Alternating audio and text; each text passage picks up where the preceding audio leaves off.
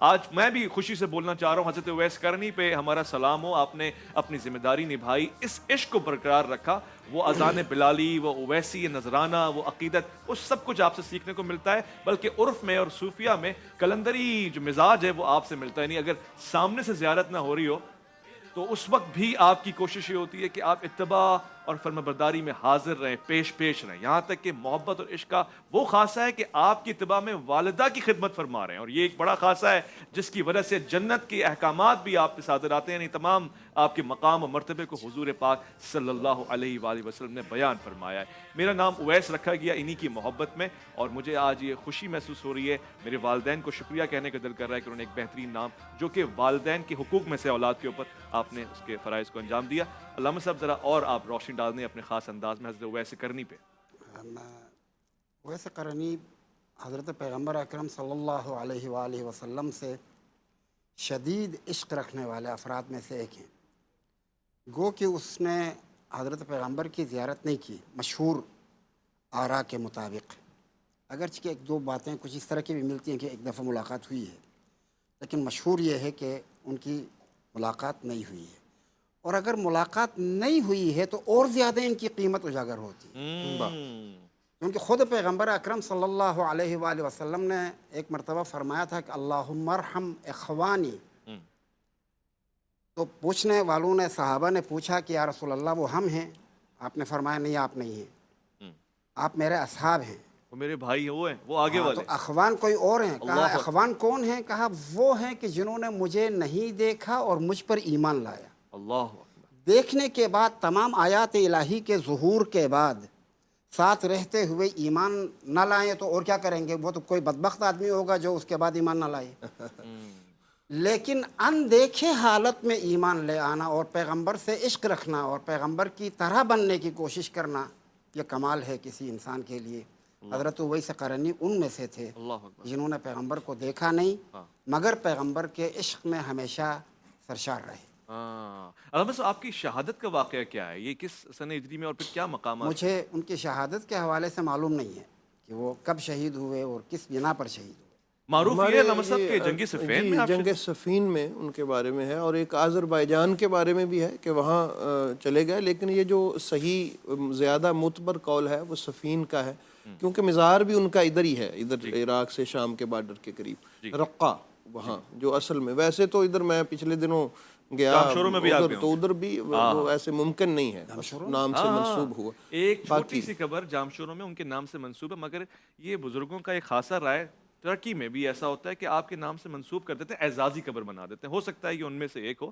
البتہ شخصیت اتنی کلندرانہ مزاج کی ہے کہ عین ممکن ہے کہ مختلف باقی وہ حق کی جو ہے وہ انہوں نے ترجمانی کرتے ہوئے کہ جب بھی حق کے سامنے یا حق کے مقابل میں اگر کوئی معاملہ آ جائے تو پھر حق کی ترجمانی کیسے کرتے ہیں، اس کی صحیح ترجمانی کی حضرت اویس قرنی نے۔ بے شک آج کے ونرز کو شفق کی طرف سے اور گیفٹس کی طرف سے تحفہ اجازت ہو تو میں تھوڑا سا عرض کروں۔ مختصر۔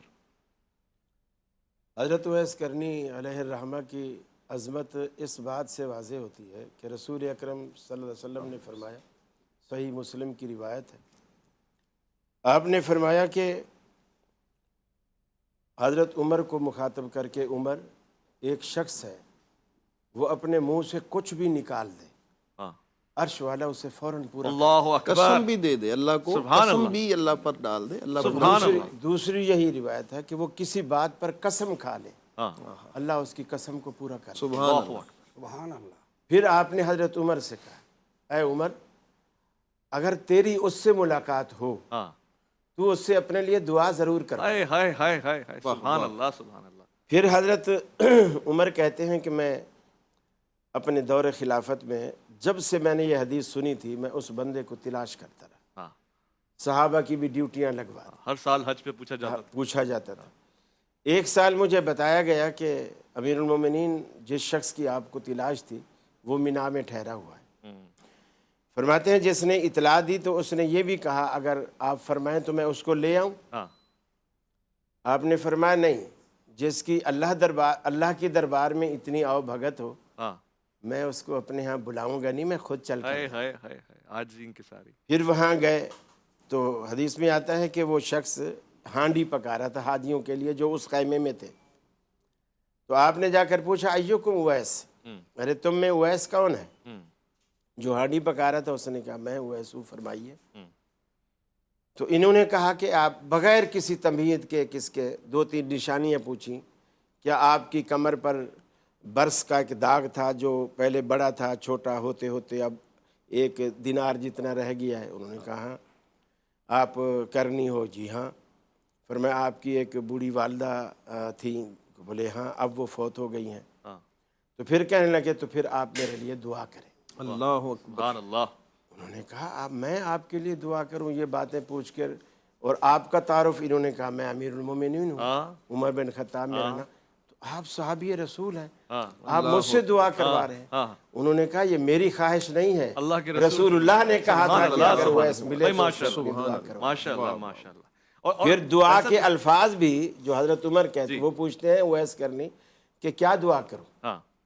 تو یہ فرماتے ہیں بس یہ دعا کر دے کہ اللہ عمر کے گناہوں کو معاف کر۔ اللہ اکبر۔ اب یہ حضرت عمر کی انکساری، اللہ عاجزی اور خدا خوفی ٹھیک ہے کا یہ عالم ہے کہ بس جس طرح بھی ہو اللہ مجھ سے راضی سبحان رہے۔ اللہ۔ اور یہ بھی ایک چیز ہمارے لیے کیا خوبصورت موقع دیتی ہے سبحان اللہ اور ماشاء اللہ کہنے کا، اور لبیک یا رسول اللہ کہنے کا، سلام بھیجنے کا، کہ حضور پاک جانتے ہیں ملاقات نہیں ہوئی ہے کہ کمر پہ ایک داغ ہے اور جو ایسے ایسے چھوٹا ہوتا جا رہا ہے، تو دور و نزدیک کے سننے والے وہ کان، اس لیے کہ وہ حضور پاک تھے اور اللہ کی وحی ان کے پاس بے آیا شک یہ مقام و کرتی تھی، یہ مرتبہ ساتھ ہے، لگایا۔ یعنی وضاحت کی ضرورت ہی نہیں کہ وہ اللہ کے رسول ہیں، ہم تو کلمے میں کہتے ہیں لا الہ الا اللہ محمد رسول اللہ صلی اللہ علیہ وآلہ وسلم۔ اور جو اصل بات یہاں سے میسج جانا چاہیے حضرت اویس کرنی کے حوالے سے، وہ میسج یہ جانا چاہیے۔ میں لوٹ کے رہا ہوں تو یہ بات پوری ہو جائے، وفے پہ اب جانا ہی جانا ہے، اب جانا ہی جانا ہے، اب کچھ نہیں ہو سکتا، کاشف صاحب ناراض ہو جائیں گے۔ لوٹ کر آئیں گے جی، الف لام میم میں آپ کا انتظار ہے۔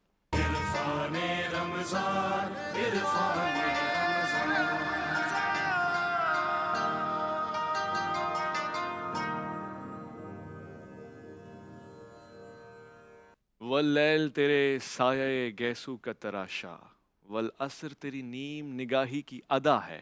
خوبصورت الفاظ سے لیل کا ترجمہ بھی ہو گیا اور اس لیل کا حق بھی ادا ہو گیا، لیکن آج کا ہمارا موضوع بہت خاص ہے۔ ہم قیام اللیل پہ بات کریں گے، ہم بات کریں گے رات کی نمازوں کا، وہ سلسلہ کہ جو اللہ رب العزت کے قریب کر دیتا ہے بندوں کو۔ اس لیے فرمایا گیا ان ناشیۃ اللیل ہی اشد وطئا واقوم قیلا، اس لیے فرمایا گیا کہ جو رات کا پہر ہے نا بہت خاص ہوتا ہے، یہ سیدھی سیدھی بات کرواتا ہے، اور رات کا اٹھنا نفس کو سخت پامال کر دیتا ہے، یعنی سدھار دیتا ہے۔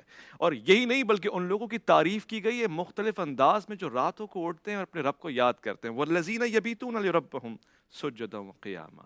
یہ دیکھیں کتنی خاص بات ہے، وہ لوگ، ان کی خاص نشاندہی کر رہا ہے قرآن، جو راتوں کو اٹھتے ہیں، اپنے رب کے آگے سجدہ ریز ہوتے ہیں اور قیام کرتے ہیں، کھڑے ہوتے ہیں، عبادت کرتے ہیں، ذکر کرتے ہیں۔ اسی لیے میرے اور آپ کے آقا، آقا نامدار، فخر موجودات، مقصود کائنات کے لیے فرمایا گیا، یعنی آپ سب کو تو حکم ہے مجھ سمیت کہ جی راتوں کو کھڑے ہوں، مگر یہاں پہ انداز ہے یا ایھا المزمل قم اللیل الا قلیل، کھڑے ہوں مگر تھوڑا کم۔ یہ ہے عبادت کا وہ معیار جو ہم بندگان خدا کے لیے قائم کیا رسالت مآب صلی اللہ علیہ وآلہ وسلم نے۔ ناظرین، یہ صرف رمضان کی عبادت نہیں، البتہ خاص طور سے رمضان میں ادا ہوتی ہے، اس کو مختلف نام سے یاد کیا جاتا ہے، کہیں اس کو قیام اللیل کہا جاتا ہے، کہیں اس کو تہجد کی نماز کہا جاتا ہے، کہیں اس کو مختلف انداز سے نماز شب بھی کہا جاتا ہے، یہاں تک کہ تراویح بھی ایک اصطلاح ہے جو اس کی معروف معنی میں استعمال ہوتی رہی ہے، مشائخ استعمال کرتے رہے اور آج یہ بڑی عام بھی ہے۔ آج میں اس پہ بات کرنا چاہتا ہوں اور میرے پاس بہت سارے سوالات بھی ہیں۔ سب سے پہلے مفتی ابوبکر محی الدین صاحب سے سوال کرنا چاہتا ہوں، جو نماز تراویح ہے اس کی شرعی حیثیت کیا ہے، اور یہ وہی نماز ہے جو رسالت مآب صلی اللہ علیہ وآلہ وسلم اور اصحاب رسول ان کی مائیت میں ادا فرمایا کرتے تھے؟ بسم اللہ الرحمن الرحیم۔ جو آپ کا سوال ہے صلاۃ التراویح کے بارے میں، صلاۃ التراویح جو ہے یہ قیام اللیل کی وہ قسم ہے جو رمضان میں ادا کی جاتی ہے، اور نماز کی رات کی نماز رمضان کی سنت میں سے ہے، اسے مسجد میں ادا کرنا۔ اس کی رکعت بھی ہمارے یہاں 20 رکعت متعین ہے سنت ہونے کے اعتبار سے۔ اور نبی کریم صلی اللہ علیہ وسلم کی زندگی کو جب ہم دیکھتے ہیں، آپ نے بہت اچھی خوبصورت گفتگو کی اس کی اہمیت کے بارے میں، کہ رات کی نماز انسان کو بہت بلند کر دینے والی ہے، اور رمضان المبارک میں جو قیام اللیل ہے، رات کا شہر رمضان کا قیام ہے، یہ روزے کے ساتھ مل کر کے آپ کے رمضان کو معراج پہ لے جاتا ہے۔ تو یہ دونوں چیزیں حضرت تھانوی رحمۃ اللہ علیہ فرماتے ہیں وہ سب سے بڑے برتن ہیں جو برستی اللہ کی رحمت کو سمونے کے قابل بھائی ہیں، واہ، کہ آپ دن میں روزہ رکھیں تو وہ اللہ کی برستی رحمتیں اس میں سموئیں گی، سبحان اللہ۔ اور رات کو آپ قیام کریں تو اس قیام کے ذریعے آپ اللہ کی رحمتوں کو سمیٹیں گے۔ تو ان دو چیزوں سے رمضان میں بالکل محروم نہیں رہنا چاہیے۔ اب قیام اللیل جو ہے، رات کی نماز جو ہے وہ مختلف ہے۔ ہم نبی کریم صلی اللہ علیہ وسلم کی زندگی میں دیکھتے ہیں تو حضرت عائشہ رضی اللہ تعالی عنہا کی حدیث مبارکہ ہے کہ حضور صلی اللہ علیہ وسلم کی رات کی نماز میں فرق تعداد کے اعتبار سے نہیں تھا، اچھا، کیونکہ حضور صلی اللہ علیہ وسلم کی جو نماز ہے وہ پہلے ہی اپنے عروج کو پہنچی ہوئی تھی۔ رات کی نماز جو ہے اس میں اضافہ طوالت کے اعتبار سے تو ہو سکتا مگر کوئی زیادہ گنجائش نہیں تھی، کیونکہ حضور صلی اللہ علیہ وسلم کی رات کی نمازیں ایسی تھی کہ ان کے پاؤں میں ورم آ جاتے تھے، اتنی طویل ہوا کرتی تھی۔ رات تو ایک محدود ہے، تو حضور صلی اللہ علیہ وسلم، پھر ایک اور حدیث مبارکہ میں ہے رمضان میں حضور صلی اللہ علیہ وسلم اپنے صحابہ کو رات کی نماز کی ترغیب دیا کرتے تھے، مگر وہاں یہ الفاظ ہے کہ واجب نہیں بنایا کرتے تھے، نہ کہا کرتے تھے، مگر ترغیب دیا کرتے تھے۔ اور حضور صلی اللہ علیہ وسلم کی حدیث مبارکہ ہے من قام رمضان ایمانا و احتسابا فقد غفر له ما تقدم من ذنبه۔ یہ وہی الفاظ ہیں جو روزے کے بارے میں بھی ہیں اور لیلۃ القدر کے بارے میں بھی ہیں۔ تو یہ ایک بہت بڑا اللہ کی طرف سے انعام ہے جو اس عبادت کے ذریعے ہمیں ملتا ہے۔ اب حضور صلی اللہ علیہ وسلم کی زندگی میں صحابہ رمضان کی اس عبادت کو مختلف انداز سے کیا کرتے تھے، گھر میں بھی ادا کرتے تھے، مسجد میں تنہا بھی ادا کرتے تھے، اور وہ صحابہ جن کے پاس قرآن مجید کی زیادہ مقدار حفظ میں نہیں ہوتی تھی، جیسے ہم سب کی کیفیت ہے، وہ کسی حافظ صحابہ کے پیچھے مسجد میں مختلف ٹکڑوں میں موجود رہا کرتے تھے۔ تو اس طرح حضور صلی اللہ علیہ وسلم کے زمانے میں یہ تراویح رہی۔ اس کے بعد حضرت ابوبکر صدیق کا زمانہ آیا، اسی طرح رہی۔ پھر حضرت عمر کا جب زمانہ آیا تو حضرت عمر رضی اللہ تعالیٰ عنہ نے اس میں دو تبدیلیاں فرمائی۔ ایک تو مسجد میں جو مختلف امام رہتے تھے ان سب کو ایک امام کے پیچھے جمع کر دیا، اور تعداد بھی مختلف ہوا کرتی تھی، وہاں بھی تعداد اس کی 20 مقرر کر دی۔ آپ نے مقرر فرمایا، بہترین ہو گیا۔ میں یہاں پہ اب ہم یہ کہتے ہیں کہ حضور صلی اللہ علیہ وسلم کی ایک اور حدیث مبارکہ ہے علیکم سنتی و سنت خلفائے راشدین، تو خلفائے راشدین کی سنت بھی وہ سنت بنا دیتی ہے، تو وہ تعداد بھی مقرر ہو گئی اور انداز بھی مقرر۔ ایک تو یہ عبادت رسالت مآب صلی اللہ علیہ وسلم سے، اور کیا خوبصورت آپ نے فرمایا، دل کیا آپ کی گفتگو سن کے کہ بندہ کہے اللہم اجعل قیامی قیام القائمین و سیامی سیام الصائمین۔ مگر قاری صاحب یہ ایک تو واضح ہو گیا کہ نماز تراویح مستقل ایک نماز ہے اور جس کا ایک شرف بھی ہے، مقام بھی ہے، مگر نماز تراویح کے آداب کیا ہیں؟ جیسے کہ حضرت نے فرمایا یہ وہی نماز ہے، پڑھنا سنت ہے، وجوب اس کا ظاہر نظر نہیں آیا، مگر رکعت میں یہ جو فرق ہے وہ 20 رکعت کو واضح طور سے آپ نے فرمایا، تو پھر اس میں اختلاف کیوں ہے؟ جزاک اللہ۔ پہلی بات تو یہ ہے کہ وجوب کا تو خیر کوئی قائل نہیں ہے، ویسے یہ نفلی عبادت ہے، اللہ کے رسول نے چونکہ اسے ادا کیا ہے تو اس معنوں میں ہم اسے سنت بھی کہیں گے۔ نبی مکرم صلی اللہ علیہ وسلم نے 3 دن اس نماز کو جماعت کے ساتھ ادا کیا، اور شروع کیا آپ نے 23 رمضان سے۔ سیدہ عائشہ فرماتی ہے کہ آپ 23 جب 7 دن باقی تھے تو آپ نے اس نماز کو شروع کیا۔ 23 رمضان کو جب شروع کیا تو اس کا اتنا طویل قیام کیا کہ ایک پہر رات تک، یعنی رات کے اگر 4 حصے کریں تو پہلے ایک حصے تک اس نماز کو لے گئے۔ پھر آپ 24 کو تشریف نہیں لائے، دن میں چرچا ہوا، صحابہ نے لوگوں کو بتایا، لوگ زیادہ جمع ہو گئے کل کی نسبت، لیکن آپ تشریف نہیں لائے۔ پھر آپ 25 کو تشریف لائے، تو پھر آپ نے نماز پڑھائی تو آپ آدھی رات تک اسے لے گئے، یعنی 2 پہر رات کے اس میں کھپا۔ پچھلی رات کو آپ نے فرمایا کہ مجھے معلوم ہے کہ تم لوگ آئے تھے، میں جان کرنی ہے۔ جی ہاں۔ تو پھر اب جب 25 کو آپ آدھی رات تک لے گئے تو 26 کو پھر نہیں آئے، لوگوں نے اور تذکرہ کیا، لوگ زیادہ جمع ہو گئے۔ پھر آپ 27 کو تشریف لائے۔ جب آپ 27 کو آئے تو آپ نماز کو اتنا لیٹ آپ نے لے گئے کہ صحابہ کہتے ہیں کہ ہمیں یہ بھی ڈر ہونے لگا کہ آج روزہ بھی ہمیں شاید خالی پیٹ رکھنا پڑے گا۔ پھر آپ 28 کو تشریف نہیں لائے۔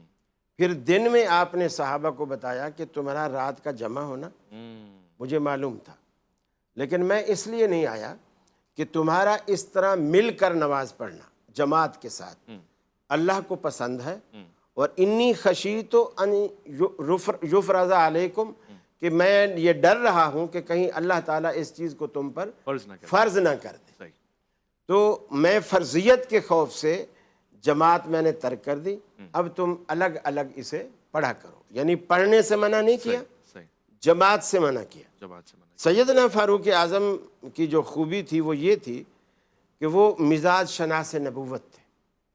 نبوت کے مزاج، چونکہ آپ نے دو باتیں فرمائیں چھوڑتے وقت. ایک یہ فرمایا کہ اللہ کو تمہارا مل کر پڑھنا پسند ہے، گویا الگ الگ پڑھنا اللہ کو پسند نہیں ہے. صحیح. اور پھر اس کی علت یہ بتائی چھوڑنے کی کہ میں اس لیے جماعت چھوڑ رہا ہوں کہ کہیں اللہ تم پر فرض نہ کر دے اور پھر تم اسے نبھا نہ سکو. ٹھیک ہے. جس طرح ہم فرض بھی اتنی مشکل سے پڑھتے ہیں، چاہے کہ بندہ نفل میں پڑھے. تو حضرت عمر نے حضرت عوف بن مالک کے ساتھ ایک دن مسجد کا مدینے کا دورہ کر رہے تھے، وہ اکثر اپنی خلافت میں کرتے تھے. مسجد نبوی کے پاس سے گزرے تو دیکھا کہ لوگ فردن فردن جی یہ بات ہو گئی. نماز پڑھ رہے ہیں. تو آپ نے حضرت عبد الرحمن بن عوف سے کہا کہ عبد الرحمن کتنا اچھا ہو کہ میں ان کو ایک قاری کے پیچھے جمع کر دوں، اور وہ سلسلہ جس کو اللہ پسند کرتا ہے وہ پھر شروع ہو جائے. اور وہ فرضیت کا خوف اب ہمارے دل سے جاتا رہا، اس لیے کہ اب ہم میں نبی نہیں. فرض ہوگی جب وہی آئے گی، تو ہمارے پاس اللہ کا نبی نہیں ہے تو اب فرض ہو نہیں سکتی. تو اس کو وہی رائج کیا جائے جو اللہ کو پسند ہے. پھر انہوں نے دو صحابی، موطا امام مالک کی روایت ہے، دو صحابی مقرر کیے جو قرآن کے حافظ قاری تھے، تمیم داری اور ابی بن کعب رضی اللہ تعالیٰ عنہ.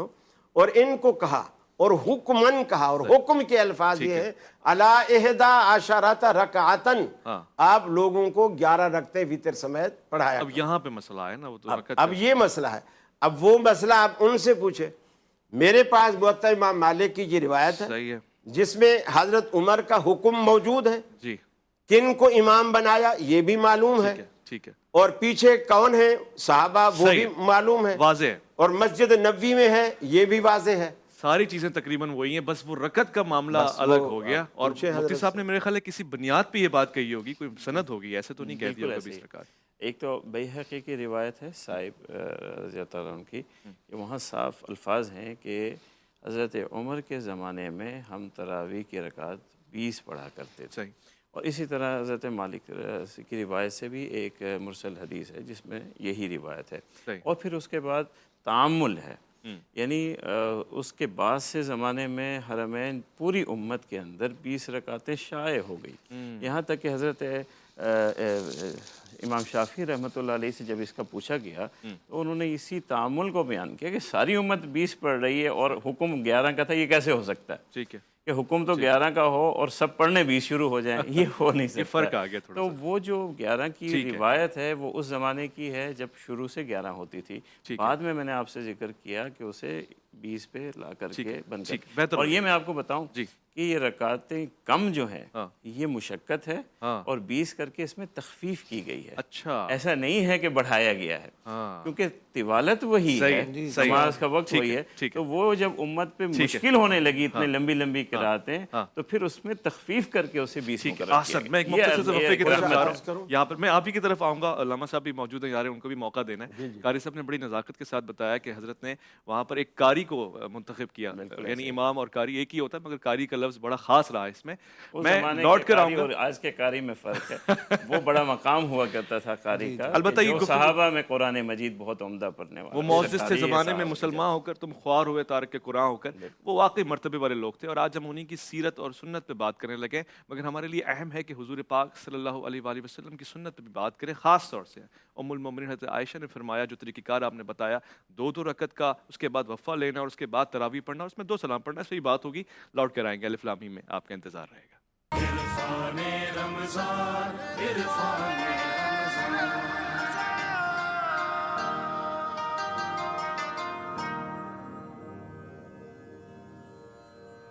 خورشید تیری راہ میں بھٹکتا ہوا جگنو، مہتاب مہتاب تیرا ریزائے نقش کف پا ہے، اور تلمیح شب قدر تیرا عکس تبسم، نوروز تیرا حسن گریبان قبا ہے.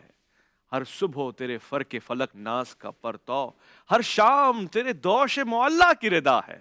سبحان اللہ، سبحان اللہ۔ آج جو کچھ بھی ہے آپ کی وجہ سے ہے۔ آپ کو سلام اور یہ عقیدت کے نذرانے بھیج کر اپنے آپ کو مطمئن کرتے ہیں، مگر زیادہ مقبول یہ ہے کہ ہمارے اعمال بھی ویسے ہوں جیسے آپ چاہتے ہیں۔ اسی لیے گفتگو ہو رہی ہے، عرفان اور معرفت کا سفر طے۔ اور علامہ طیب شاہ گیلانی سے پوچھنا چاہتا ہوں، یہ بات ہی آج ختم کر دیں۔ مجھے معلوم ہے علامہ صاحب خواہش مند ہوں گے کہ یہ سوال میں ان سے پوچھوں، مگر کیوں ہم کہیں کہ یہ ان کے ہیں وہ ان کے ہیں، ہم سب کے ہیں۔ اہل بیت کرام کا طریقہ کار رمضان الکریم میں نماز شب، تہجد، قیام اللیل، تراویح کو لے کے کیا ہوتا تھا؟ دعائیں، مناجات کیا ہوتی تھی؟ جی بسم اللہ الرحمن الرحیم۔ پہلے تو میں قاری خلیل احمد صاحب کے حکم پہ، خلیل الرحمن صاحب کے حکم پہ ایک حنفی ہونے کے اعتبار سے کچھ حصہ بھی شامل کروں گا۔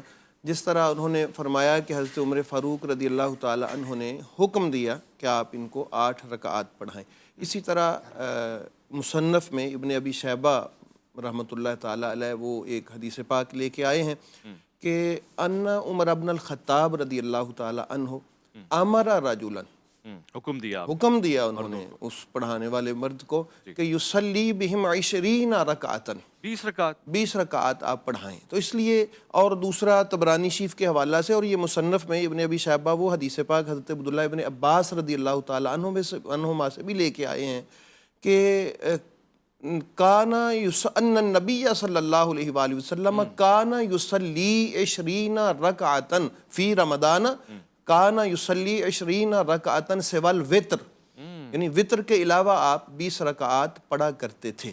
تو دیکھیے یہ 20 پڑھتے تھے، 8 پڑھتے تھے، دلائل و براہین کی دنیا میں ہمارے جس طرح، اور آپ جانتے ہیں کہ جب مضارع پر کانا آئے گا تو وہ استمرار کا فائدہ دیتا ہے، علماء اس بحث کو اچھی طرح جانتے ہیں۔ تو اس حوالے میں آ جائیں تو سب کے پاس اپنے اپنے دلائل موجود ہیں۔ بہرحال کوئی 8 رکعات میں کھڑا ہوتا ہے، کھڑا تو اللہ کی بارگاہ میں ہوتا ہے، اور حکم یہی ہے۔ اور جو بات آپ نے فرمائی کہ یہ جو عبادت ہے، عبادت اصل میں ہمارے پیدا ہونے کا مقصد ہی یہ ہے، ہمارے دنیا میں آنے کا ہی، کہ ہم اللہ رب العالمین کی عبدیت میں آ جائیں، اس کی مملوکیت میں آ جائیں۔ اللہ رب العالمین کہ انسان یہ جو مقام عبدیت ہے، جس طرح کہا کہ من قام رمضان، جو کوئی رمضان میں کھڑا ہوتا ایمانم و احتسابا، احتساب یعنی خود احتسابی سے اپنے گریبان میں جھانک کے کہ میں کیا ہوں، میری حیثیت کیا ہے، میری اوقات کیا ہے، میرے دن رات کیسے گزرے ہیں، ان کو یاد کر کے اپنے آپ کو آہ کر پست کر کے اپنی اللہ کی بارگاہ میں سجدہ ریز ہو جانا، یہ اصل میں بندہ مومن کی معراج ہوتی ہے۔ اور یہ کیا ہے، حضرت حسن بصری رحمۃ اللہ تعالی علیہ، ہمارے جو اتنے بھی سلسلہ ہے طریقت ہیں، قادری ہو، چشتی ہو، نظامی ہو، ان کے سرخیل ہیں اینڈ پہ حضرت علی علیہ السلام کے خلفاء اور مریدین میں سے ہیں۔ وہ فرماتے میں نے حضرت امام حسین علیہ السلام سے پوچھ لیا کہ یہ عبدیت کی حقیقت کیا ہے۔ فرماتے ہیں کہ یہ جو عبادت ہے یا عبدیت ہے، یہ ایسا ہے کہ اللہ رب العالمین جب کسی کو کوئی مال دیتا ہے، یہ صرف نمازوں کی حد تک نہیں، دیکھیے نماز، عبادت کرنا، سجدہ ریزی، یہ بہت بڑا معراج ہے۔ وہ فرماتے ہیں بندہ مومن جو ہوتا ہے اس کی عبدیت کا کمال یہ ہے کہ اللہ اس کو جو عطا فرمائے وہ اس کو اپنی ملکیت نہ تصور کرے، کیونکہ غلام کی ملکیت ہوتی ہی نہیں ہے۔ یہی امام حسین علیہ السلام کے دخل معقولات کے لیے معذرت خواہ، وفا لوں گا، لوٹ کے آپ ہی کے پاس آؤں گا۔ بہت ہی عبدیت کے اوپر موضوع آیا ہے، اور یہ بات ظاہر عبادت، نوافل، نماز شب، یہ بہت خاص موضوع ہے، ہم لوٹ کر آئیں گے۔ آج رکعت پہ بھی بات ہو رہی ہے، ساتھ میں عبادت کا جو مغز ہے اس کو سمجھنے کی کوشش کریں گے۔ الف لام میم میں آپ کا انتظار ہے۔ عرفان رمضان، عرفان رمضان۔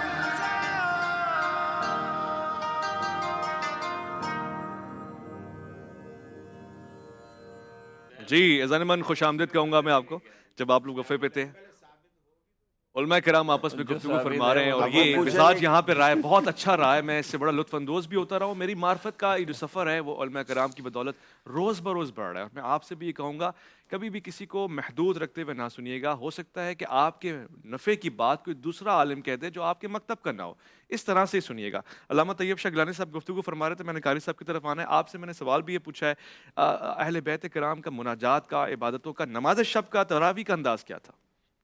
جی بسم اللہ الرحمن الرحیم. نماز شب اور تراویح کی بات تو جو چل رہی تھی، میں سمجھوں گا کہ یہاں میں مناجات میں سے ایک بات عرض کر دوں. جی وہ جو بات پہلے چل رہی تھی اسی کو میں پہلے جلدی چند دقیقوں میں، کہ امام حسین علیہ السلام نے جو کہا تھا کہ مملوک جو ہے وہ جو غلام ہوتا ہے اس کی کیا ملکیت ہوتی، واہ واہ. اور باقی جو دنیا داری کی معاملات میں تدابیر ہیں وہ تو کرنی ہے، باقی اپنی تدبیر کو اپنے آپ کو اللہ پہ چھوڑ دے، یہ بھی ابدیت ہے.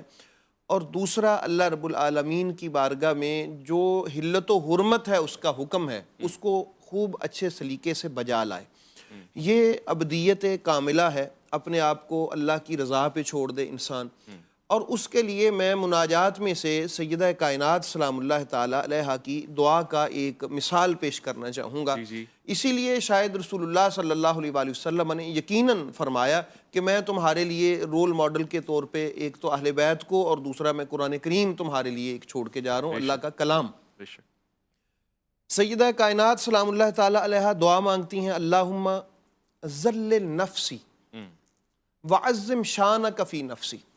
مالک میرے نفس کو میرے لیے ذلیل کر دے میری آنکھوں میں، اور اپنی عظمت کو اور اپنی شان کو میرے نفس میں عظیم فرما دے. وَأَلْهِمْنِي، یا اللہ پاک اور مجھے تو الہام فرما اپنی پاک بارگاہ سے طاعتک، تیری طاعت اور تیری بندگی کی طاقت عطا فرما.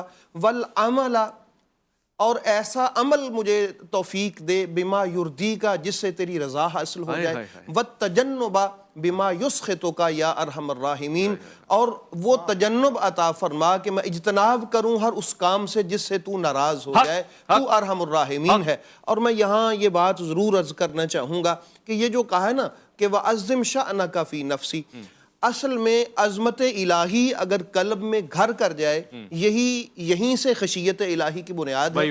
یہ جو ہم کہتے ہیں نا سبحان ربی العظیم، میرا رب بڑا عظیم ہے، جھک کے وہ عظمت الہی کی طرف ہی اصل میں تربیت کی جا رہی ہے. اور جب عظمت الہی، اس کی بارگاہ عظمت کو بندہ تسلیم کر لیتا ہے تو پھر اس کے دل میں خشیت آ جاتی ہے. خشیت یعنی ہیبت کا خوف نہیں ہے، اس کی محبت کا یہ ایک ڈر ہے کہ کہیں میرا محبوب میں نے اپنے مالک کو بنا لیا، روٹ نہ جائے.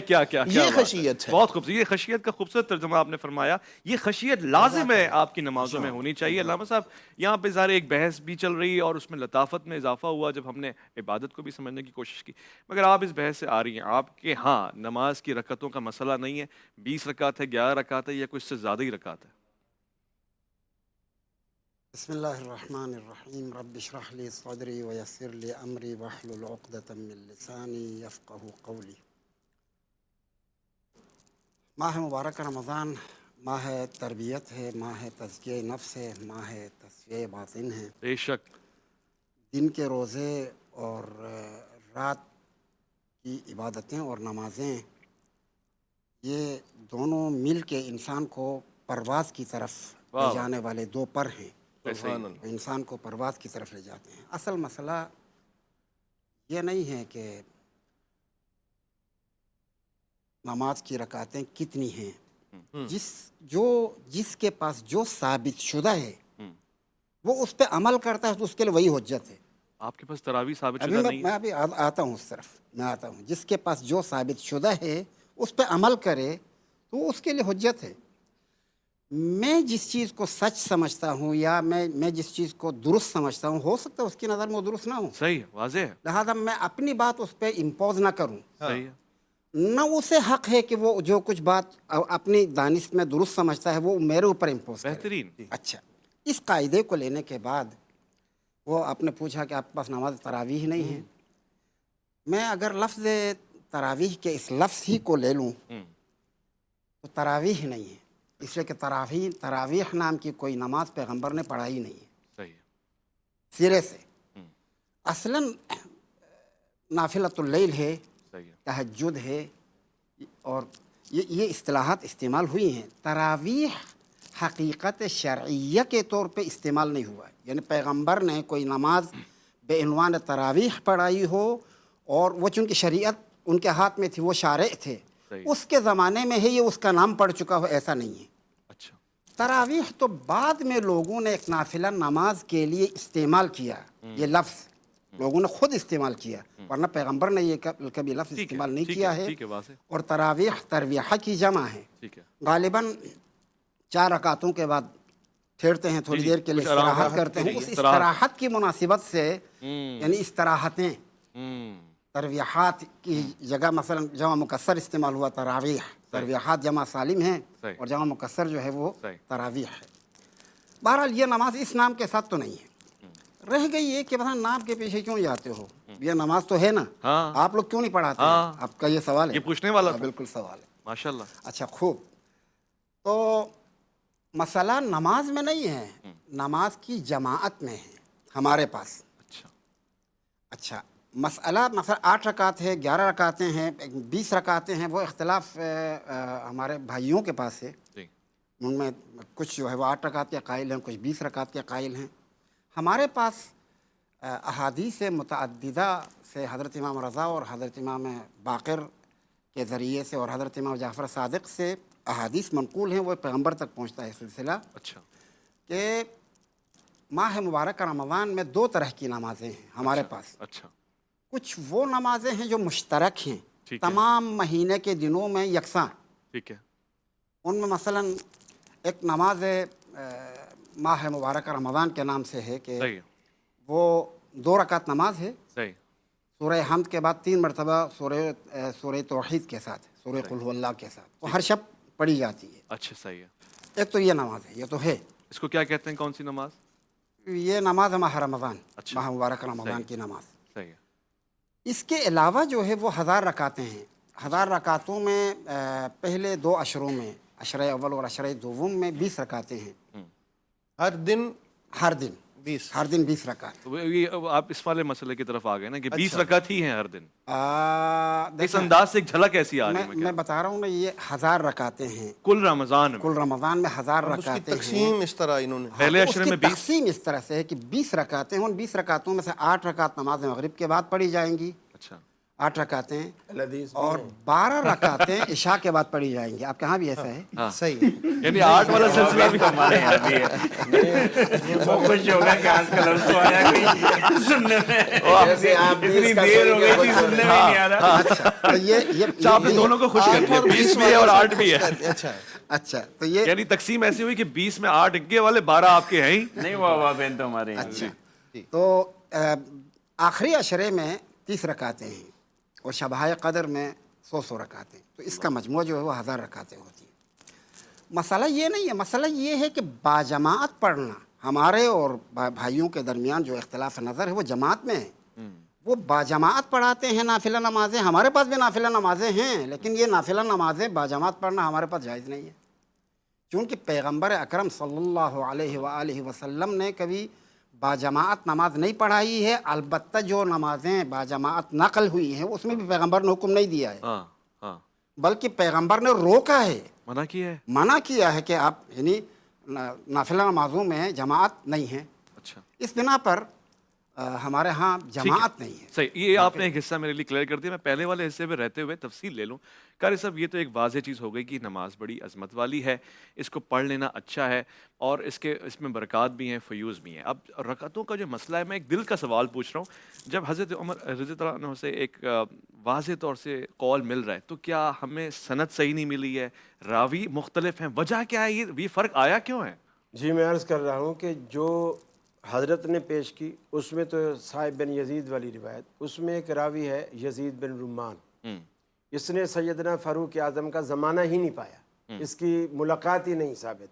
लिहाजा उलमा की इस्तिलाह में इसको कहते हैं कि इसकी सनद मुनक़ते है, इनक़ता है इसके अंदर, कि वो उसने ज़माना ही नहीं पाया तो उसकी बात कैसे करता है। उसने सैयदना फ़ारूक आज़म को देखा ही नहीं है, तो वो कैसे बात करता है। उस रिवायत के बीच में कोई चीज़ छूटी है, अगर ये बीच में कोई रावी कड़ी ऐसी है जो छूटी है, फिर वो कौन सी कड़ी है उससे पता नहीं, तो ये रिवायत ज़ईफ़ है। फिर फैज़ुल बारी में मौलाना अनवर शाह साहब कश्मीरी जो शरह बुखारी लिखी उन्होंने, फैज़ुल बारी के अंदर दूसरी जल्द के अंदर उन्होंने सराहत के साथ लिखा, वो हज़रत आयशा वाली वो रिवायत जिसमें फरमाती हैं, जब पूछने वाले ने पूछा कि रमज़ान में रसूलुल्लाह सल्लल्लाहु अलैहि वसल्लम की नमाज क्या थी, सवाल है रमज़ान में क्या थी, جواب دیتی ہیں رمضان ہوتا یا غیر غیر رمضان رمضان، ہوتا، ہاں۔ ما زاد فی رمضان ولا فی غیرہ الا 11 رکعت، آپ نے وطر سمیت 11 سے تجاوز نہیں کیا، گویا اس نماز کو آپ کم تو کر سکتے ہیں، 11 سے آگے نہیں جا سکتے۔ اچھا، اور اگر کوئی چلا گیا تو کیا حکم ہے؟ ایک منٹ اس کے لیے بھی خود ان کے علماء نے بھی جواب دیا ہے کہ سنت سمجھ کر جب بھی پڑھا جائے گا وہ 11 سے تجاوز نہیں ہوگا، باقی نفل ہے، مستحب ہے، کچھ چیزیں پڑھتا رہے، اس کو اللہ اجر دے گا، لیکن جب سنت کی نیت سے پڑھے گا وہ 11 سے تجاوز نہیں کرے گا۔ اچھا، اور دوسری جو روایات انہوں نے پڑھی ہیں انہیں کہیں کہ کوئی ایک محدث تو بتاؤ جنہوں نے اس کو صحیح کہا ہو۔ بتایا انہوں نے، محدث تو بتایا انہوں نے کہا فلاں کتاب نے نقل کیا ہے، ہاں، نقل کر دینا کافی نہیں ہوتا۔ میں نے کل بھی آپ سے عرض کیا کہ یوسف علیہ السلام کے بھائیوں نے یہ دعویٰ کیا تھا کہ یوسف کو بھیڑیا کھا گیا، تو یوسف کو تو بھیڑیا نے نہیں کھایا نہیں تھا، کھایا تھا۔ پھر وہ ثبوت بھی دے رہے ہیں، خون آلود ٹھیک ہے، کرتا بھی پیش کر رہے ہیں۔ ٹھیک ہے، ٹھیک ہے، پھر بھی ٹھیک ہے، جھوٹے واضح ہیں ہے۔ وہ۔ میں آپ کی طرف ہی آؤں گا، ایک مختصر سا وقفہ بس لوں، میں ایک لوٹ ہی کے جملہ کہوں، جی ایک جملہ۔ جو انقطاع کی بات ہے وہ بالکل درست ہے، یزید ابن روان والی وہ الگ روایت ہے جسے میں نے مرسل ہی کہا تھا۔ صحیح ہے، جو زید بن صاحب والی روایت ہے بے حقیقی وہ الگ ہے، وہ اس میں انقطاع نہیں۔ وہ مکس اس میں نہیں ہے، انقطاع یہ نہیں مکس کر رہے ہیں۔ وہ جس طرح نہیں، آپ وہ فرما رہے جو تھے بات ہے وہ بات درست ہے، مختلف لیکن ہے۔ دوسری روایت موجود ہے جو بغیر انقطاع اچھا، کے بے واضح حقیقی میں ہے۔ صحیح ایک اور روایت روایت ہے، بھی اسے موجود حاکم ہے۔ اور نووی نے کسی صحیح میں کہا ہے۔ انقطاع ہے، صحیح ہے۔ کسی میں ذوف ہے۔ کل صاحب ایک مختصر سا وقفہ نصب لوں، میں لوٹ کر الرایا آتا میں بھی ہوں۔ اس کی اسے صلاح امام موجود ہے۔ ہے، ذرا الف لام میم ایک حاکم مختصر وقفے پہ جا رہے ہیں، نہیں۔ ہم لوٹ کر آئیں گے، بریک لینے کا مجھے کہا گیا، ہم اس موضوع پہ کنٹینیو بات کریں گے۔ آثار و سنن کے حاشیے پر بھی یہ بات عرفان رمضان، عرفان رمضان۔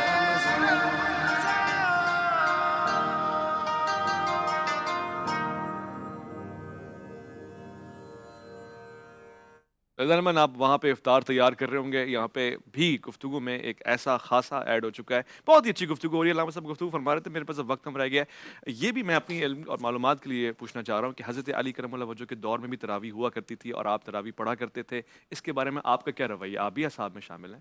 نہیں، حضرت نے منع کیا تھا تراویح سے، اچھا، اور بلکہ کوفے میں جب آپ نے تراویح سے روکا تو لوگوں کو حیرت ہو گئی، اچھا، اور بلکہ یہ بھی نقل ہوا ہے کہ بعض لوگوں نے سر پیٹا اور کہا کہ وا سنت عمرہ، وا سنت عمرہ، ہم سے حضرت عمر کی سنت چھوٹ رہی ہے۔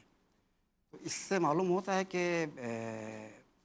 واقعاً تراویح پہلے پڑھی جاتی ہوں گی، یعنی باجماعت، اور حضرت امیر المومنین نے اس سے منع کیا کہ یہ باجماعت نہیں ہوتی ہے۔ صحیح، تو پھر چونکہ وہ جس کی عادت انہیں پڑی ہوئی تھی یا جس کو وہ درست سمجھ رہے تھے، اس کے خلاف آنے کی وجہ سے ان کو حیرت ہو گئی ٹھیک ہے، اور اس پر احتجاج بھی کیا ہے۔ ٹھیک ہے۔ قاری صاحب اس پہ آپ بھی ذرا بیان فرما دیجیے گا، کیا حضرت علی کا ایک فرمان ظاہر خلاف سنت تو نہیں ہو سکتا؟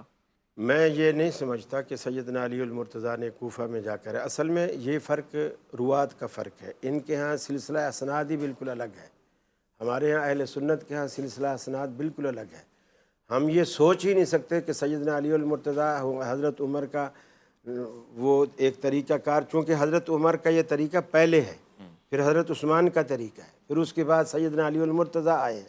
وہ جو ایک خلفائے راشدین میں ایک چیز چلی آ رہی تھی، سب صحابہ کا اجماع تھا اس بات پہ کہ جماعت درست ہے، بلکہ یہ اجماع زبردستی اسی کا لیے دعویٰ ہے، روایات والی میں زبردستی حضرت کا علی دعویٰ علیہ ہے۔ السلام کا بھی قول موجود ہے ہمارے پاس کہ 20 اچھا، یہ بھی آپ پڑھا کرتے تھے؟ جی، تیسرا یعنی آپ حکم آپ لو کا، جی، ایک اور 20 رکعت پہ حضرت علی کا قول بھی موجود ہے، اب آپ بتائیں، بلکہ پھر آپ شاید پھر بھی آپ 8 رکعت وہ پڑھ رہے ہیں۔ مرسل حدیث ہے، کبھی بالکل اس کے ٹھیک کہہ رہے ہیں، تحقیق اس کے بعد کو میں مانتا ہوں 20 رکعت تو ہم خود قائل ہیں، لیکن آپ جماعت کے قائل نہیں ہیں، پہلے تو جماعت کے قائل وہ ہیں، یہ جماعت پہ بات ہو رہی یعنی ہے۔ جماعت انہوں نے بھی ذکر نہیں کیا، چلیں، انہوں نے آج 20 ایک نیا رکعتوں وہ کا بھی ہو ذکر گیا کیا، ہماری جماعت کا معلومات ذکر نہیں میں کیا۔ جماعت کے مسئلے میں صرف کر دوں کہ جیسے جماعت کی روایتیں حضرت نے بھی پیش کی، میں نے بھی، کہ بخاری شریف کی روایت ہے حضرت کہ حضور صلی اللہ علیہ وسلم نے 3 دن تک 3 راتوں تک جماعت کروائی تھی، تو جماعت کا ثبوت تو حضور صلی اللہ علیہ وسلم سے براہ راست موجود ہے، ٹھیک ہے۔ اسی کو پھر آگے بڑھایا حضرت عمر رضی اللہ ویسے تعالیٰ مزاج عنہ نے۔ شریعت اس پہ نوافل کو دیکھیں، لے کے کیا پہلی ہے؟ بات یہ ہے کہ نوافل کے اعتبار سے یہ کہ اس کی علماء- جماعت نہیں ہونی نہیں ہو چاہیے، سکتی، منع ہے، نہیں ہو سکتی، کوئی بھی ایسے ہی نفل علامہ باجماعت نہ ادا کی قاری جائے، صاحب جو ایسے ہم ہی کر رہے نوافل ہیں کی جماعت نہیں باجماعت ہو ادا سکتی۔ نہیں کرنی ہم چاہیے۔ نوافل کی بھی جماعت کے قائل ہیں اور فرض کی بھی جماعت کے قائل ہو سکتی ہے، بالکل ہو سکتا تو اس میں لیکن آپ کے پاس تراویح الگ ہے، تراویح کی جماعت کا ثبوت حضور صلی اللہ علیہ وسلم سے بذات خود موجود ہے، بخاری شریف کی روایت میں حضرت عمر کی سنت میں ہمارے 20 کی ہاں سر راحت موجود ہے ہے۔ اس میں۔ اب اس کے تراویح علاوہ بھی جتنی نفلی بھی نماز ہے تو نوافل نفلی ہیں، نماز، تراویح نہیں بھی سنت ہے نفلی وہ، نماز ہے۔ سنت ہے وہ، نہیں، سنت تو ہو گئی، نفل مگر الگ چیز ہے، نوافل- سنت الگ چیز ہے۔ دیکھیے یوں اور تو وہ فرض سنت بھی ہی ہوئی ہے سنت بجماعت، فرض بھی سنت ہے، فرض بھی تو اللہ کے رسول نے اس میں پڑھے کوئی ہیں۔ واضح تو حدیث آپ بھی کے ہے یہاں نوافل تراویح باجماعت ہو بغیر سکتی ہے؟ جماعت کے؟ نہیں جماعت تو یہی تو کہہ رہے ہیں جماعت ہے نا جماعت تراویح ہے، کی جی وہ کہہ رہے ہیں جماعت ہو سکتی ہے، نہیں، میں نے یعنی دیگر میں دوسری بھی ہو بات سے اختلاف کیا، آپ نے لفظ استعمال کیا کہ نفلی جماعت نہیں جی ہے، ہاں، جس کی حضور صلی اللہ علیہ وسلم سے ثبوت نہیں ملتا، میں نے کہا بھی اللہ جس کے نفل رسول کی جماعت کا ثبوت حضور کی یا صحابہ خلفائے اب آپ راشدین سے دیکھیے نہیں ملتا، وہ نہیں ہے ہمارے یہاں سے۔ دیکھیے قرآن خود کہتا ہے فتحجد بھی نافلۃ لک، صحیح ہے، نفل کہا ہاں اور نفل کہہ کر جماعت بھی کروائی، یہی سب سے بڑی دلیل ہے کہ نفل کی جماعت ہوتی ہے، ہو سکتی ہے، آپ کے یہاں ہو سکتی ہے، قرآن کہہ رہا ہے۔ ٹھیک ہے، حدیث بھی کوئی موجود ہے؟ جماعت کہاں کرائی یہ؟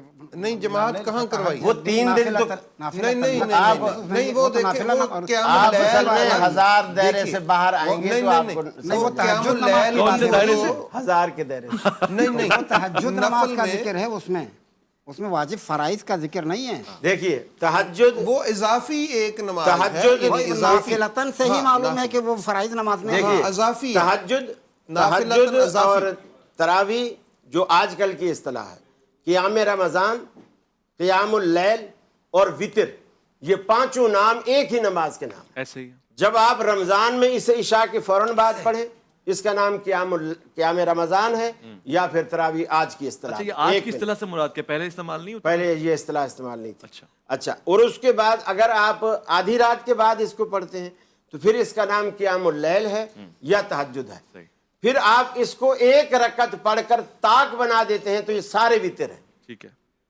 سیدہ عائشہ فرماتی ہیں اللہ کے رسول مسنا مسنا مسنا پڑھتے رہتے تھے، اسی طرح حضرت عبداللہ بن عمر بھی کہتے ہیں کہ اللہ کے رسول نے کہا 2 رکعت پڑھو، جب تھک جاؤ اس کے بعد 1 رکعت پڑھو، وہ سارے کے سارے تمہارے لیے وتر بن جائیں گے۔ حضرت اب نوافل ابن میں عباس جماعت نے ایک کسی رکعت اور جو موقع پہ تھا ثابت وتر ہوئی کا ہے؟ اس کو ناپسند نوافل میں جماعت کسی اور موقع پہ ثابت ہوئی ہے؟ کہیں کس ثابت میں؟ نہیں ہے۔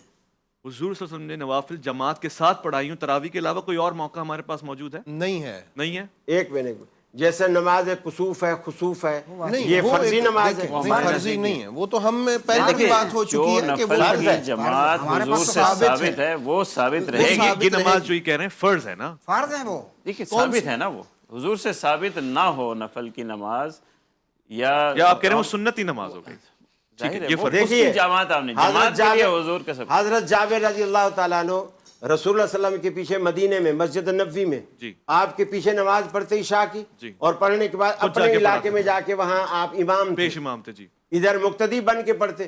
اب آپ بتائیے کہ کہیں تو وہ نفل پڑھتے ہوں گے نا، اور وہ جماعت والی ہو گئی آپ وہ کے؟ جماعت والی۔ لیکن وہاں پیش امام تو اب فرض ظاہر بات ہے یہ نبی ہمارے ہے۔ نزدیک بھی ہے، دیکھیں، اگر امام فرض ادا کر رہا ہے تو پیچھے جماعت والا شریک ہو سکتا ہے، ہمارے نزدیک بھی وہ جماعت قائم ہو رہی ہے فرض کے وہ لیے، امام فرض کے لیے کر آپ شریک ہو رہے ہیں اپنی نفل کے نہیں، لیے، والی اب مثال نفل نہیں کو آ رہی۔ بجماعت وہ کرنے میں زمین آسمان حضرت کا فرق جابر ہے۔ رسول اللہ صلی اللہ علیہ وسلم کے پیچھے اپنے فرض پڑھ کے جا رہا ہے، لیکن وہ جو اب حضرت جب جماعت فرض کسی پڑھ لے لیے تو فرض قائم ہو دوبارہ رہی تو نہیں ہے۔ پڑھے گا نا۔ دیکھیں وہاں جماعت بھی تو فرض کے جماعت لیے قائم فرض ہو کی رہی ہے۔ قائم ہوئی ہے، اور وہاں آپ شریک فرما ہونے رہے والا ہیں کہ نفل میں وہاں شریک نفل ہو والا فرض کی جماعت کروا سکتا ہے، تو وہ پیچھے سارے تو فرض کی جماعت میں کھڑے نا آپ کے قول کے امام مطابق۔ نفل پڑھ رہا ہے، لیکن جماعت والے سارے پیچھے- امام پیچھے- نفل پڑھ نہیں، رہا ہے۔ وہ تو سارے فرض پڑھ رہے جماعت ہیں۔ تو فرض ان کی کے ہے۔ ہاں یہ بھی جائز نہیں ہے کہ نفل کے پیچھے فرض اور فرض کے اب پیچھے یہ نفل۔ غلط وہ ایک دیکھیے یہ یہ غلط بھی ہے۔ جائز اپنی نہیں۔ وہ تو ثابت وہ کریں پہلے نا، وہ آپ ثابت گھوم کیوں کریں۔ رہے ہیں؟ یا میں اسے وہاں تو دفاع ہے نا۔ کرتا ہوں، یہ ایک مسئلہ ہے، وہ الگ مسئلہ ہے، اس اگر میں ہم کوئی بات ایسی کریں گے، مثال پہلے کہ جس وہاں میں تو ثابت نوافل کریں۔ ہو، بہرحال نوافل کی جماعت جائز ہے، کیسے؟ جیسے تراویح۔ بس حضرت تراویح نے کے کہہ علاوہ دیا کوئی مثال تراویح نہیں، میں یہ کوئی آپ مثال کے نہیں کہنے ہے۔ سے تو جائز نہیں ہے۔ انہوں نے بتا دیا کہ جی وہ یا تو یہ سنت کی کہیں کہ نماز یہ فرض ہے، دلیل این مدعا، جب آپ کے یا پاس تو یہ کہیں کہ یہ فرض ہے، تراویح نفلی نماز ہے۔ ٹھیک ہے، ٹھیک یہ ہے، میں حضور مانتا ہوں جو نفل یا سنت کی جماعت حضور ثابت سے ہے۔ ثابت ہے، ہمارے سر آنکھوں پہ کسوف ہو، خسوف ہو، تراویح ہو، ٹھیک ہے، یہ وہ ہم تین ہے، پڑھتے ہیں ہمارے واضح۔ نزدیک۔ دیکھیے۔ جو نفل کی نماز جماعت حضور سے یا خلفائے راشدین سے نہیں ہے ثابت، وہ ہم منع کرتے ہیں، بس اس کی اسی جماعت بات۔ نہیں۔ آپ پھر کیوں اضافی پڑھ رہے ہیں؟ نہیں ہم نہیں اضافی پڑھ رہے، نفل بات ہماری ختم ہو صرف گئی۔ اتنی بات ہے فرض کے علاوہ جتنی بھی عبادت ہے وہ نفل ہے، فرض کے علاوہ صحیح ہے۔ سنت کا جتنی انکار کر عبادت رہے ہے ہیں۔ وہ نفل ہے۔ سنت بھی تو ہے نا ان میں سے۔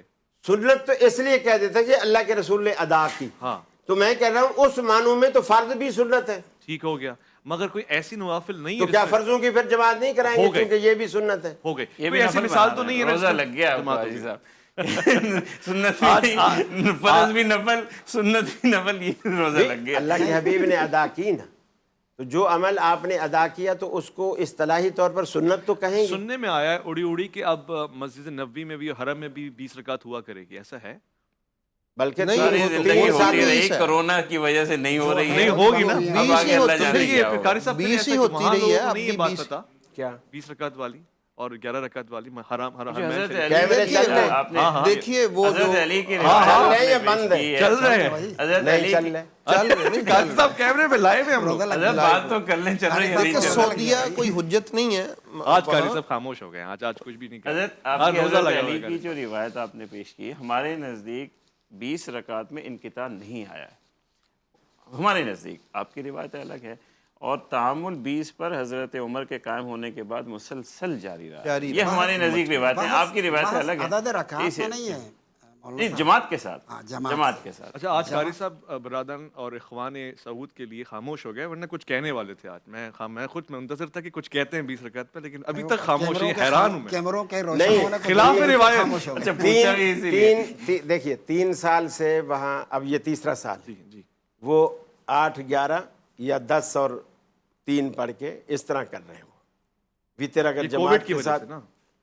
वजह, ये तो शरीयत तो एक ही होती है ना, कोविड हो या ना हो, लेकिन 20 के शरीयत तो दौर नहीं में बदलती। देखो 20 अच्छा। वहाँ और 20 जब 20 हरम में होती थी उस वक्त भी पूरे सऊदीया में, जद्दा में, रियाज में और खुद मस्जिद नबवी से बाहर छोटी छोटी जो दूसरी मसाजिद है या बड़ी बड़ी मसाजिद, हर जगह 11 रकत होती है सिवाय हरमैन शरीफैन के। तो वहाँ बिदअत सिर्फ- पर अमल हो रहा था। सिर्फ मस्जिद नबवी पे। वजह और उसकी एक वजह है, क्योंकि हम जब भी आपसे कहते हैं, आप कहते हैं हरमैन में देखो ना, जी, इंडिया में बाद में इस्लाम मैं आया, तो नहीं कहता, टर्की में बाद में इस्लाम आया। मैं कभी भी नहीं कहता हरमैन में उनको हुज्जत तो बनाना ही नहीं है हुज्जत तो हमने बना ना। देते वो नहीं। तो हमारी असल में अच्छा, वजह वजह क्या जो बता है रहे वो थे आप? तामुल है। अच्छा, देखिए, सहाबा, अब वो ताबीन के भी- ज़माने का तामुल है, जैसे और वो भी 20 का रहा है। शाह सऊद के ज़माने में यहाँ 4 मुसल्ले थे, हनफी, शाफी, मालकी, हम्बली, और सब के टाइमिंग अलग थे।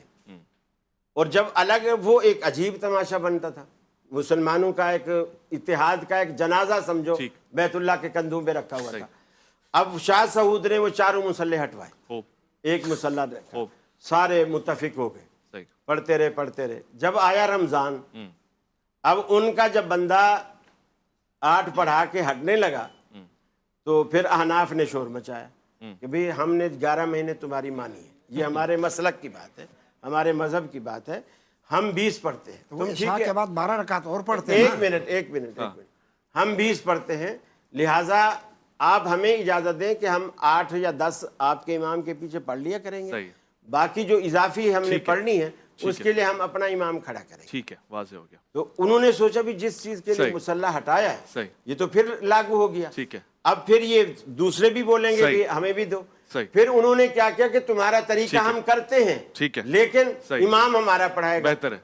वो उन्होंने फिर 2 इमाम मुकर्रर कर दिए। सही है। एक का नाम सुदैस रख दिया, एक का नाम बहुत शुरैम अच्छा, रख अल्लाह दिया। ताला उनको 8 सलामत दोनों में रखे। से कोई नहीं पढ़ाता। और वो 10 दोनों 10 पढ़ाते हैं, 8 उनमें से कोई भी नहीं पढ़ाता। वो 10 इसीलिए ना, जैसे ये अरे जो 11 रखते हैं ना उसमें तरावी 10 ही है, सही है। जो 11 रखते हैं उसमें तरावी 10 है। वितर हमेशा एक नहीं, होता नहीं, है। वो वितर नहीं इन्नल्लाह वित्रुन युहिब्बुल वित्र। वो नहीं, वितर नहीं, मिलेगा वो तो देखिए, वितर वो होगे, वितर- वितर तो होते वितर- रात आज को 3 जब भी बजे। पढ़े, रात को पढ़े, कारी आधी साहब का रात को इंतहाई पढ़े, शुक्रगुजार वितर हूं। मिलेगा। अब्दुल्लाह हमारे साथ इब्न बैठे अब्बास होंगे के एक भी वितर पे बड़े सख्त मुफ्ती अल्फाज अबू बकर मौजूद हैं। मोइनुद्दीन साहब, अल्लामा तैयब शाह गिलानी साहब, अल्लामा अब्बास फजीरी साहब, बहुत ही वजाहत के साथ खैर वाली गुफ्तगू हुई है। एक नतीजा मैं ज़रूर निकालूंगा, रफ़े की तरफ हम जाएंगे। आज का इफ्तार का ताउन भी हाजी हुजूर बख्श कलवर की मग़फ़िरत के लिए दुआ गो हैं। अल हबीब रेस्टोरेंट का एहतमाम है सारा का सारा। ये सारा जोर इसलिए कि आप इबादत करें। वो आदमी जो ये सोच के पीछे हो जाए कि 11 और 20 की वजह से मैं पढ़ूंगा ही नहीं, वो सख्त अजाब में, जो यानी उसके नहीं लिए बड़ा पढ़ता, मसला है। वो कम से कम 8 तो पढ़ ले। वो 1000 पढ़े, नहीं पढ़ता, वो जो नहीं पढ़ता वो 1000 पढ़ता है। जो 8 पढ़ता है वो 20 पढ़े। दो अल्लाह हमें 1000 एक पढ़ने की रकात दुआ। अच्छा ऐसा भी हो कि हम भी एक्सचेंज पढ़े। कर लेंगे, हम लौट कर भी आएंगे जी। पढ़े। मुख्तसर वफ़ा अलिफ लाम मीम में आपका इंतजार रहेगा। इरफान रमज़ान इरफान